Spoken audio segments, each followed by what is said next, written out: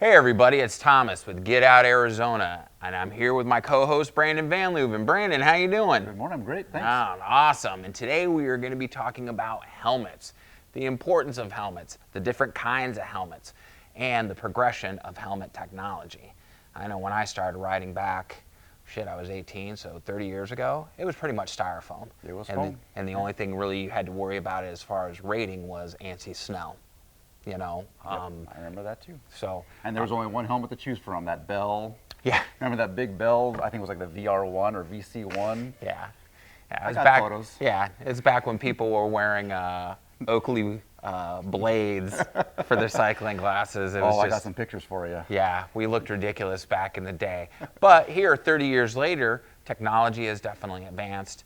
The different types of helmets that you can wear, whether you're a roadie or a mountain biker for youth, has definitely come a long way. And we're going to talk to you about some of those differences today and what you can expect with different types of helmets. So Brandon, why don't you get us started here and talk about the two helmets you got over here and this type of waveform technology. Yeah, so let's start off with the kiddie helmets here. You know, we want to keep the kids safe, obviously. Right. Definitely some nice improvements on the kids' helmets. First of all, back in the day, we didn't have any type of restraint system for the head. We just put them on the shell on, and if the shell was close, it still kind of moved around. Right. And we just kind of used the strap to keep it tight. So now we have a BOA system inside, and the BOA system will cinch up. It doesn't have to be tight, just snug, so that the helmet doesn't move around. And then we also have a little bit of that MIPS system that we're now familiar with that allows the helmet to rotate a number of degrees before the head starts rotating around. Right. Research has shown that not only does the actual impact of heads on the ground cause concussions, but also the rotation of the head. Right, that snap. A nice little feature about these guys now, when you get to the kids' helmets, it is now buckled with a magnet. Yes. So I've seen so many times when the parents clip the kid's skin in there. Right. So now just the magnet goes in like that. No more pinching kids' neck skin. Gotcha. So a lot of technology in these little guys, fairly inexpensive and super safe. Which is important, definitely important. Although I've seen some adults fall more than kids. Not Yeah, that I'm one true. of them, but That is true. it does happen. All right, so On moving on. On the more advanced side, for our more hardcore riders, or actually for anybody, you never want to sacrifice safety. But this is new for Trek, and I can speak about this stuff a little bit better, is that it's wave cell technology. So this particular helmet inside has this crumple zone piece of technology inside there. It does two things. Not only is each one of these little pieces a crumple zone, but also they also, just like MIPS, allow the helmet to rotate a number of degrees before the head starts coming around. Good. And that's the new stuff. This is Yeah. first in technology there. No more just foam. So That's right. Now moving on, these are actually my personal helmets, and I got to remind everybody this video is not sponsored by Trek nor Trolley Designs. We're just using these as examples right now, and these two are my personal helmets. Now this is a mountain biking helmet, and as you can see, it offers a little bit more protection in the back. It does have the MIPS design. It does have the BOA to help cinch this around my head. I actually wear this when I ride my Trek 920, which is my all-around gravel bike packing bike. It has drop bars. So yeah, and it's comfortable and it fits my head well, which is important. Fitment is really important. This is super lightweight and it's super breathable. Now, living in Arizona, ventilation is a big factor you want to consider when purchasing a helmet, and at no time do I feel overheated in this. It does have an adjustable sun visor.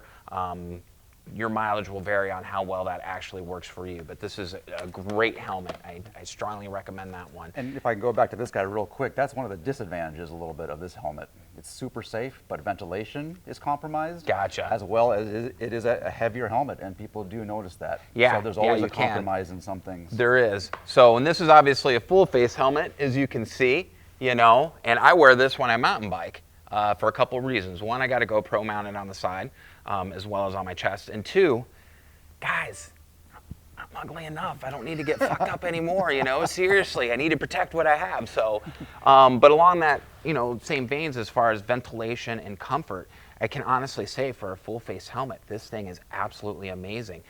Again, this is Arizona. We ride in heat. There is cold weather, but not like you would have back east. And at no time while wearing this, and You know, I'll ride 18 to 30 miles, sometimes 35 miles on the trail. Do I feel that I'm being stifled as far as airflow and ventilation? I could still easily drink from my hydration pack through this front vent here in the mouth and everything.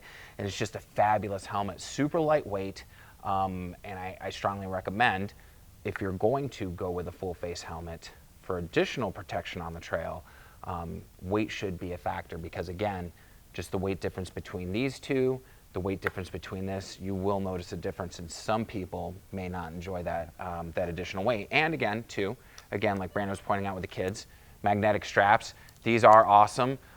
They're super convenient. I will tell you though, every once in a while I've got to clean all the iron particles out of there from the trail, from the dust and everything, so that can kind of be a, you know, a pain in the buttocks. But other than that, it works really great. I'm not as familiar with the Troy Lee stuff. Does the front piece come off? So this is not a convertible. This front piece does not come off. I know some full face helmets do have a convertible section. So if you're climbing uphill and you're huffing and puffing, you have that option to disconnect it and let it dangle right there at your chest area. I opted not to go with that. For me, it would have been too cluttery and in the way. I'm definitely an aggressive rider, and I don't like to stop unless I have to. It's one less thing I wanted to worry about. But based on the reviews, when I was researching full face helmets, the Troy Lee design was one of the best ones out there. And I can tell you, end of July I bought this, and I probably have close to 1,000 miles on the trail on this thing, maybe a little bit more. It's never let me down. It's been comfortable all time, and the pads do come out, so you can go ahead and wash those because they do get a little salty and nasty. So, so here's basically, you know, your 4 different style of helmets. Now, Brandon did allude to the convertible style as one you can also get if you are so inclined. And there's going to be a bunch of manufacturers. You have Specialized, Bontrager, POC, Troy Lee Design, They're Fox. all good. They're all good. It's important that you pick a helmet that works for you, though, that fits your head and is comfortable. It's also important that you wear that helmet every time you ride. A lot of things bother me on the trail or on the blacktop, but nothing more than seeing a rider who's not wearing a helmet.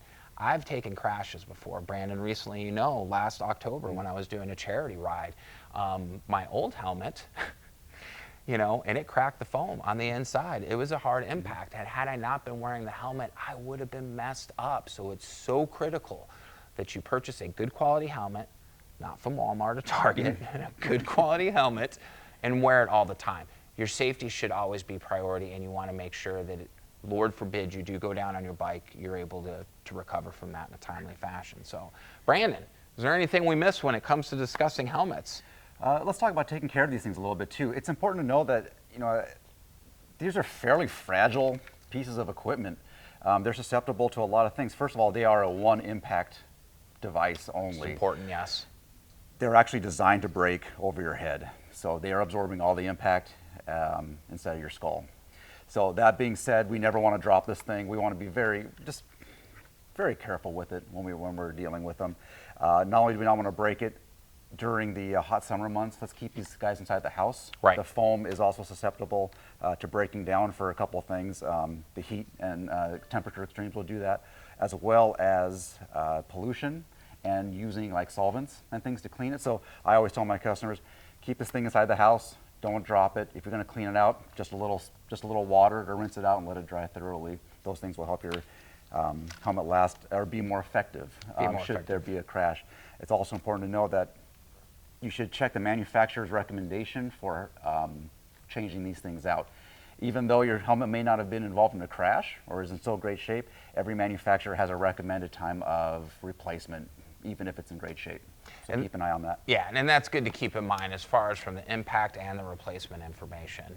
Some people think, oh, it was just a minor wreck and, you know, a minor impact. But now, in that one particular spot, your helmet has become compromised. And if you were to get into another, let's say, minor accident, the compromised area might not hold up as well as it did the first time. And yes, helmets are not cheap. A quality helmet starts at around, what would you say, $60, $70 somewhere in there? Yeah, about that. About that, and they go up significantly. But your life is priceless, okay? So don't make that mistake. And again, don't be one of those people. I've had the helmet for 5 years. Most people will leave it in the garage. They don't understand the degradation of the materials that go into the helmet. So be mindful. proper maintenance, so that way, again, Lord forbid, in the time of need, your helmet is going to do its job in protecting your life. So, Exactly. all right. On that note, Brandon, now is there anything that we've missed as far as helmets go? Do you think we've given enough information for people to chew on? Yes. Oh, good, good. All right, guys. So once again, links will be in the description on these helmets and the MIPS technology and the waveform technology, so you can do a little bit more of your research. There's also going to be a link down below for Trek West Bicycles. If you have any questions of Brandon or any of his guys, follow that link, go to the site, and give them a call. They are a cornucopia of mostly useful information when it comes to bikes and bike maintenance. No, I joke. They're a really good group of guys, so for sure. Yeah, and that's it. So, guys, remember, be kind to yourself and others. Always be great stewards on the trail. And we got to ask, what are you waiting for? Get out, Arizona. Thanks for tuning in, guys. We will see you on the next episode. Brandon, thank you so much for being with us again. Yeah, absolutely. We appreciate Anytime. it. So take care, guys. We'll see you on the next one. Bye.